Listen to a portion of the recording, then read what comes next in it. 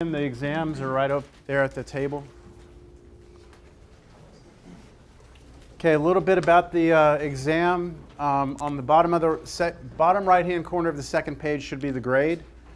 And if it says something like 82 plus 2, then the plus 2 is me rewarding you for the neatness, the clarity, the way that you went in describing your answers. If you don't have a plus there, it just means that it's not bad. It's just you could maybe do a little more in like explaining what you're doing. Like maybe your math is all correct, but explaining to the reader what it is you're doing. Like, I'm looking for a plane, so I'm going to, like in words, I'm going to cross the two normal vectors, or whatever it is, just explanations. So work on that. The top one was a plus 5. I didn't make a copy. I did not make a copy this time to show everyone, but the top bonus was a plus 5. Okay? Your other mini exam is due on Monday, right? Your next one. And I'm just going to remind you of something that you'll run into on that exam. Remember from Calculus 1, this actually happens twice in the take-home exam. All right? From Cal 1, if you have a function of a single variable and you graph it and you want to know where its maximum is, then what you could do is look at the derivative of that function, right? And set the derivative equal to 0. That's how we find, that's one method that we use to find maximums of functions in Cal 1. Now there's like sine charts and things like that, and you can check to see where it's increasing and then decreasing. That's all fair game. But I'm just reminding you that if you ever have a function of one variable and you're trying to figure out where it's the largest it could ever be, you should probably turn back to Cal 1 to do that. All right? I think that's enough of a hint when you run into that issue. All right?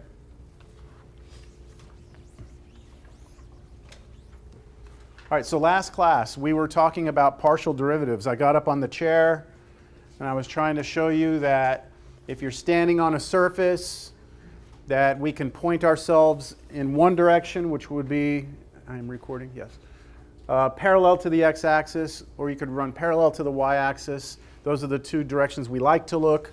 And then we can point in that direction and try and figure out the slope of the tangent line in just that direction, right? I showed you some pictures. What we hadn't really gotten into is some of the notation that we use for this. So let me point out the notation for partial derivatives. If you're given a surface, z equals f of x, y, so it's a function of two variables, if we treat y as the constant, then we call the derivative the partial derivative with respect to x. And this is the way we denote it. It's f with the subscript x that tells you that x is the variable, and then xy. So it's kind of like this notation from Cal 1, right? We had this told you the derivative of f, but it was obvious from this that x was the variable, isn't it? Because it's right there. Here, if we have a function of two variables, we need to somehow denote which variable we're treating as the variable, which one is constant. So the subscript of x is what tells us that. Understand? All right, so now if we do it the other way and we hold our x constant, then we call it the derivative, partial derivative with respect to y, and it's denoted this way. And, pardon me? dx, dy, or the partial? Yes, I'm going to talk about notation here in a minute. This, for right now, that's what we're going to start with. Okay, so here's an example. We're given a function of two variables, x and y, and we're asked to find the partial with respect to x at 2, 1. So before we actually get into the mechanics of it, let's talk about what's happening. I'm going to go over here. Let's say, I want to stay on camera. Let's say I'm standing at the origin, and the x-axis is this way, and the y-axis is this way. Then I'm walking out to the point 2, 1. So I'm walking two units out on x, right? And 1 unit out on y, and I'm up on the surface somewhere, right? And I'm pointing in which direction? So am I pointing parallel to the x-axis or y-axis?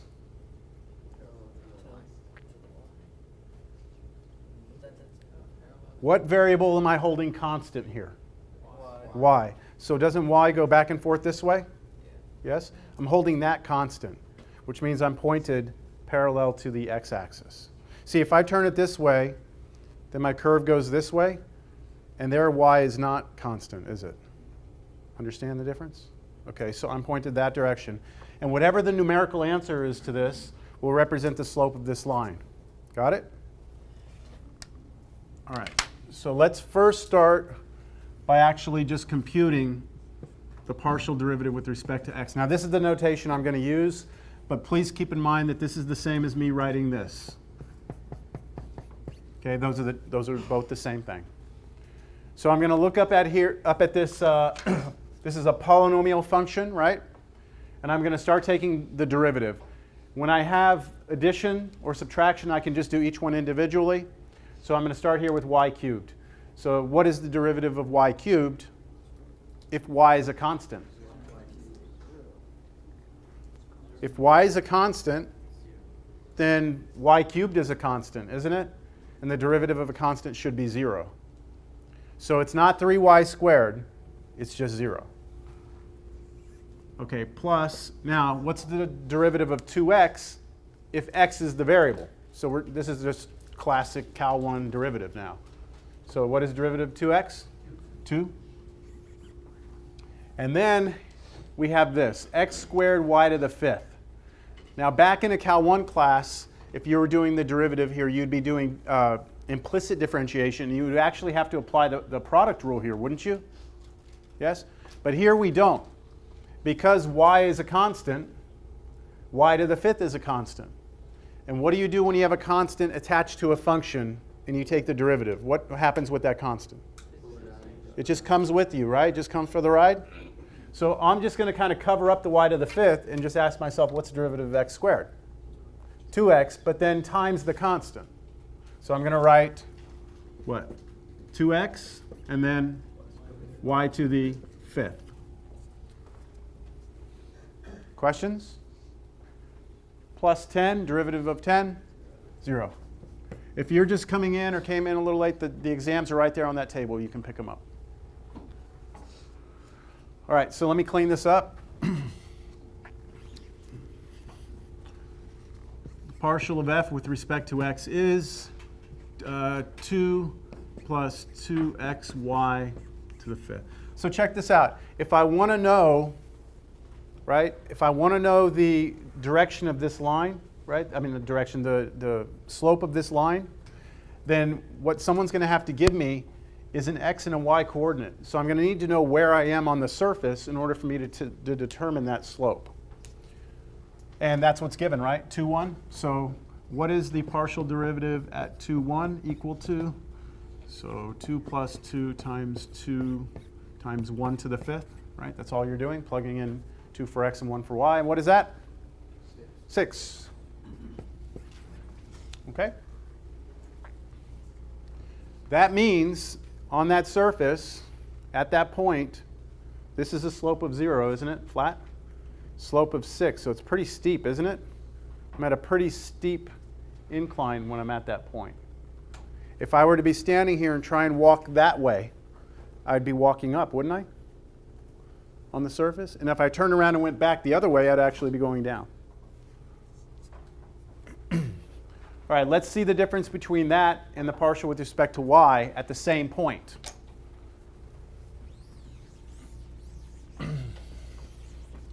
So the partial with respect to y, I'm going to come in here. Y is now the variable, x is now the constant.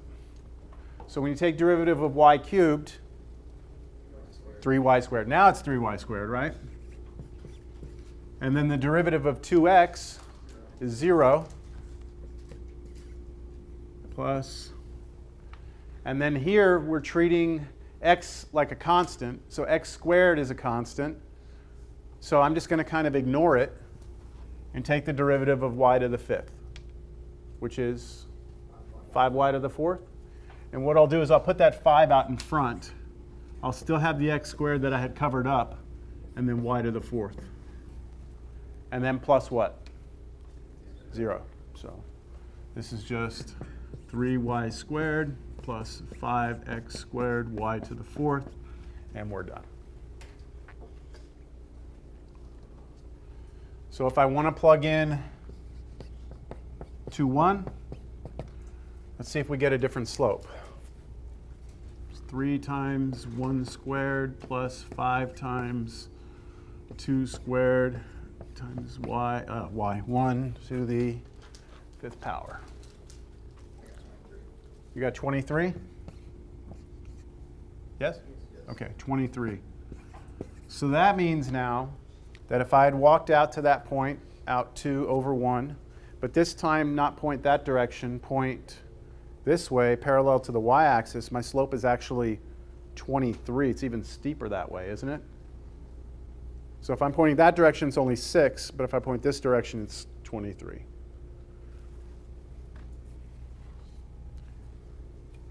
One interesting question would be, let's say you're standing on some surface, and you want to know which way do I point so that I would go the steepest ascent. So like in that problem, going that way was 6, going this way was 23, wasn't it? Right? But is there some other direction that I could point where it'd be even steeper? And that's called the gradient vector. And we'll actually get to that later. But there is a way to find which direction that's going to happen. It's the direction of steepest ascent. And then you might ask yourself, well, which direction do I point in so that I don't go up or down? Right? Where I don't move up and down. So I want to be able to walk along the surface but never change my altitude and keep walking around the surface like that. Imagine what that would look like. Like, I don't know, like let's say you have a mountain and you're standing here on the mountain. Right? The mountain is a surface. If you wanted to know which direction to go so that you don't move up and you don't move down, then what you'd be doing is moving around the outside edge of the mountain, right? Go around the backside or along some path and come back around, right? But you never change altitude. That's what we refer to as a contour line on a map. You know, these contour maps, that's what those contour lines are. All those lines represent the same elevation. So that would be a contour line. As opposed to a different direction, which would be telling you, this is not red, but you know, which way to go so that you go up the mountain the fastest. It's all connected to this. We're not there yet. I'm just trying to show you where we're headed. All right. Can you take partial integrals? Yes, partial integration. It's coming. Yep. Yep. Careful what you wish for. Okay, so let's look at this one. This is a good problem because that last one was a polynomial. Polynomial functions are easy to take derivatives of because it's just power rule. This one's going to be a little more involved. So let's start here. We want the partial with respect to x, partial with respect to y. Those are two different problems. Let me start with the partial with respect to x. Treating y like a constant, right? First of all, we have sine of a bunch of junk, right? So we have to take care of that first. What's the derivative of sine of something? Cosine. So I have to start by writing cosine of the argument, xy over x squared plus y squared. Okay, that's chain rule, right? Now times the derivative of what's in here. But remember, y is a constant, right? What the hell is that? Is that the vent? Okay, so y is a constant. So how are you going to find the derivative of this? So you brought the bottom one up and did product? So you could do that. Let me just, if you ever get stuck, okay? If you ever get stuck, like what do I do? Just replace y with some constant, and that might help you. Just come over here on the side real quick. I'm going to let y be 4, okay? Just to help me see what this would look like. 4x over x squared plus 4 squared, 16. If you were asked to find the derivative of this, you would probably use the product rule, bringing the bottom up, but I think most people would probably just do quotient rule, which is product rule is quotient rule. Or you can always turn a quotient into a product is what I should say. But I'm going to do quotient rule on this, right? So you do derivative of the top, right? times the bottom minus the derivative of the bottom times the top all over the bottom squared, right? That's what it would be. So what would the derivative of the top be? 4, right? So look back over here. The derivative of the top here, because y is a constant, it's going to come for the ride. The derivative of x is 1. So you get 1 times y, which would be the first part of it, right? Do you all see that? So you have y times the bottom, right, without a derivative, minus now the derivative of the bottom. So good thing there's addition between these. Let's go back over here. If I did derivative of the bottom here, it'd just be 2x, right? Same thing here, 2x, and then plus, this is a constant, right? So goes 0. So all you have here is what? 2x. It's addition between them, careful. So 2x plus 0. And then times the top, xy. I don't need that in parentheses, but I'll put it there. And then the entire thing over x squared plus y squared squared. And I'll try and do a little cleaning up here. Does anyone have any questions over where any of those pieces came from? Up here? Let's see, I'm going to have x squared y, that's distributing, plus y cubed, minus 2x squared y. All right, that's really annoying. Has that been here like all semester, that sound? I've never heard that before.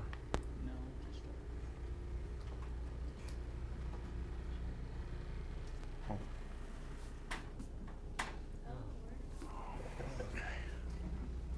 Weird. The magic stick, yeah. All right. So this becomes, I know that song. All right, so this becomes these two, right? So how about this? Is that okay? We good? Yes? I think that's, can we do anything with that? No, I don't really think so, right? I mean, you could factor a y back out, but then you'd have y squared minus x squared. Don't we leave it as that though? Yeah, we're just, leave it as what? This? Like, that's okay? That's okay, yes. But what I was concerned about was what if this was a plus? Then you could cancel. Then a y could come out and then you could cancel one of those factors if it had been a plus. So we just need to pay attention to something like that. That's good enough right there. Why don't you try the second one? You do that on your own. See if you can do it, and I'll write the answer up here for the second part. No questions, though? Okay, try the second part.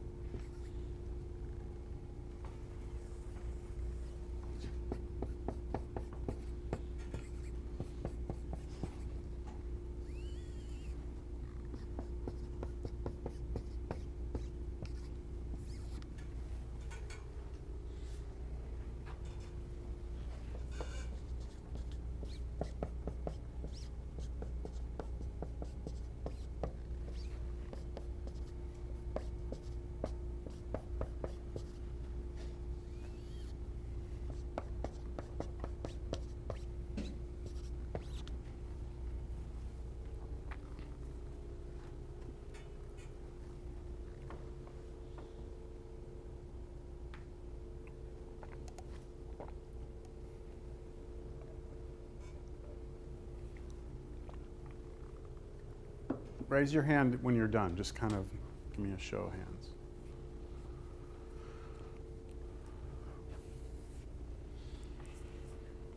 You don't have to keep it up.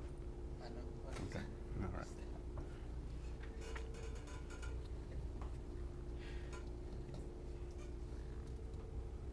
Wouldn't that be x cubed plus xy squared when you distribute the x?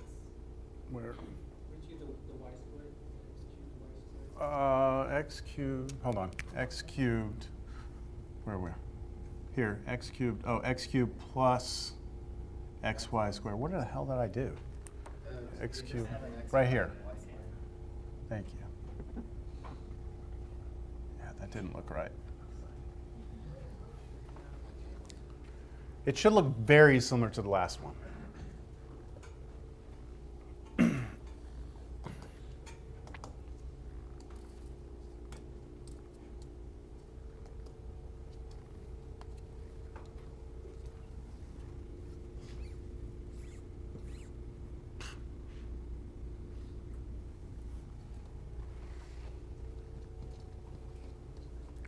Good or no? Yeah? Anyone have any questions on where I got any of this?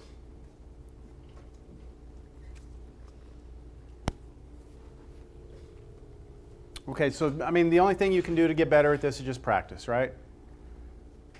So the homework does give you that opportunity. I'm up to date on homework up through this section. I wasn't able to start 11:4, so I plan on Friday to do that. And just FYI, tomorrow I will not be in my office tomorrow morning. I've got an appointment in the morning I can't get out of, so my apologies. But I'll be there on Friday if anyone needs to meet with me. Just let me know you're coming. All right, so now some notation. You remember with, boy, that's not very good.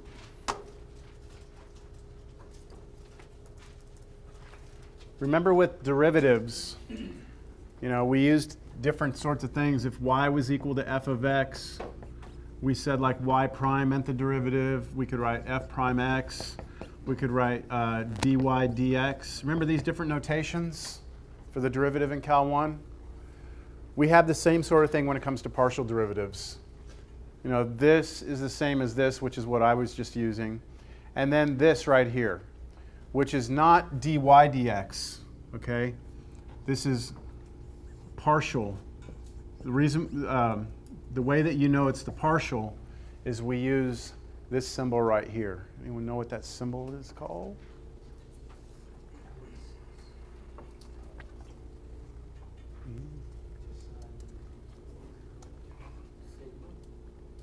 No, no.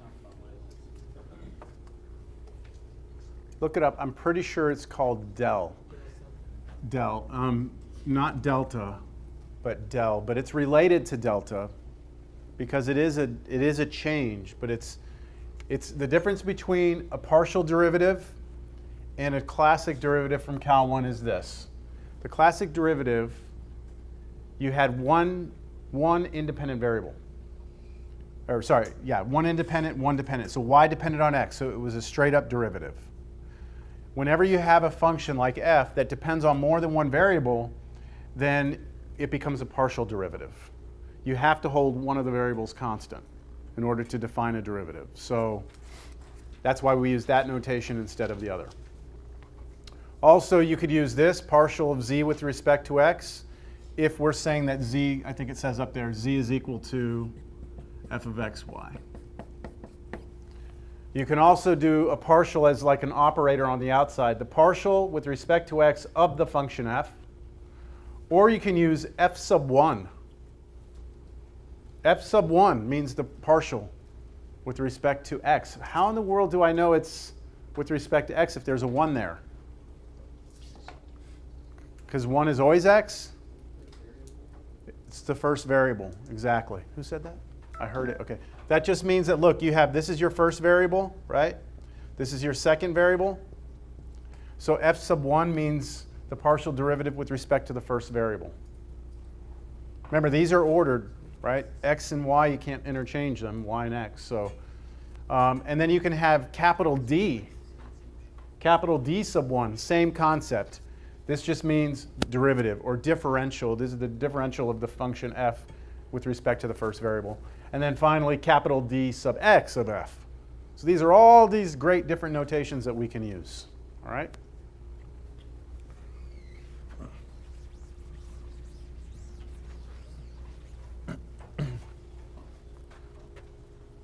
Why don't we just like to use one notation? I mean, just all stick to the same notation.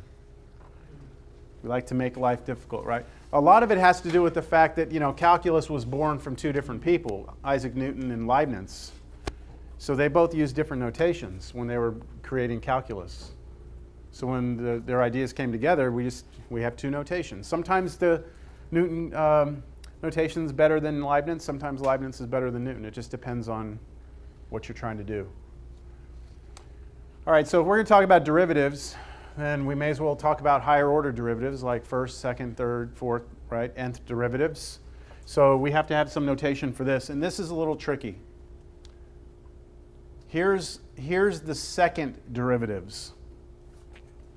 So when I have a function of two variables, right, let's say I have z equals f of xy, then I could take that function and I could take the derivative with respect to x, couldn't I? Yeah? And then get an answer. And then take the derivative again with respect to x and get another answer, right? That's what this first notation is. First, take the partial with respect to x. Whatever that answer is, take the partial with respect to x again. But instead of writing it that way, we just go f sub xx. Or f, that's supposed to be subscript 1, 1. Or look at this notation. The partial of f with respect to x, you do that first, then work your way out. Partial with respect to x of that answer. This notation is also acceptable, where you put the squareds. Now, why are these squareds offset? Like, why is there partial with respect to x squared here, but here it's partial squared and then f? Why are they offset like that? Just for craziness, just for fun, just because, yeah, why put them, let's make it even more confusing. Let's offset the 2's. It's similar to that, the next one. Yeah, you're just kind of multiplying them together. It's kind of like multiplication. Yeah, I guess you could say it that way. But think of it this way, though. If I wrote partial of f with respect to x squared, what does that mean? That means take the derivative with respect to x first, and then square the answer, right? And if you looked, if someone wrote this down, squared like that, putting the squareds both here, you might think they mean that. Because you might say, okay, if they're both squared, then I'll just, square both and it's squared. By offsetting them, it means that they're two separate derivatives. Understand that? And then this is the same exact notation, but instead of using f, we're using z, because z is defined to be f. That's the first type of second partial you can have, where you've taken the derivative twice. You could also have started by taking the partial with respect to y and then following it up again with y. And this would be the notation. But there's nothing stopping you from doing the partial with respect to x, getting that answer, and then following that up with the partial with respect to y. Or the other way around. Do the partial with respect to y first, and then the partial with respect to x. Do y'all see these? There's four different types of second partial derivatives. If you have a function of two variables, there's four different second partials possible. But pay attention to some notation here, because I personally think this notation's a little tricky, especially on something like this. If you do this right here, what derivative do you take, or what variable do you take the derivative with respect to first? X, right? So you look at this and you read it from left to right. You do it with respect to x, then y, right? But if you come over here and look at the notation here, it's backwards, right? From over here. And the way you read this is more like this. See, the one on the right is like the inside. You do that first, and then the y is on the outside. So just be careful with that notation, because I think those can be a little tricky for students to remember that. Do y'all see it? All right. Don't worry, we're gonna have some sort of reason for these and meaning and like, what was second derivative in Cal 1? What did the second derivative tell us about in Cal 1? Concavity, right? Whether a function was concave down or concave up. This is actually going to have something to do with that also. And this right here, these are going to help us find the highest points on the mountain or the lowest points in the valley. I mean, that's what kind of the whole goal of this is if you got a surface, we want to be able to try to find the highest points and lowest points on it, maximums and minimums. And these are going to help us do that. But we need to be able to compute them first. Find all second partial derivatives. So they're asking us for 4 different derivatives here, aren't they? 4 different ones. I'm not going to do all 4. It'll take me too long. So I'm just going to do 2 of them. So let's do fxx. The other one we could do is fxy. We could do fyx. We could do fyy. So I'm going to choose to do 2 of them. I'll do the first one. I'll do these 2. Is that all right? And then I'll leave these for you. Is that okay? All right, so let me find fxx first. So what I'm going to do first is find the partial with respect to x. Let me do that first. So you help me out. What's the partial of this with respect to x? Go ahead, spit it out. What do you got? 2x plus 0 minus 30 x squared y squared. Yeah? Hopefully you follow that. And now, yeah? That's okay? All right. And now take the partial with respect to y of this. So what's derivative of this right here with respect to y? You're treating x like a constant now, right? So that's 0, isn't it? And over here, you're treating y like the variable, x is a constant. So this is all a constant here, isn't it? And what's the derivative of y squared? 2y. So 2 is going to pop out. I'm going to get negative 60. X squared doesn't change, and y squared is now just y, isn't it? So negative 60 x squared y. That is this partial. Oh, why did I do fxy? Why did I do fxx? I should have done that one first. Oops. That's this one. I'll do fxx now, all right? Okay, fxx, 2. Oh, 2 minus, so you're taking derivative of this, that's 2, derivative of this, negative 60 x y squared. So that's 2, and then here we ignore the y squared, derivative of x squared is 2x, pops out. Here we go. Y squared comes along for the ride.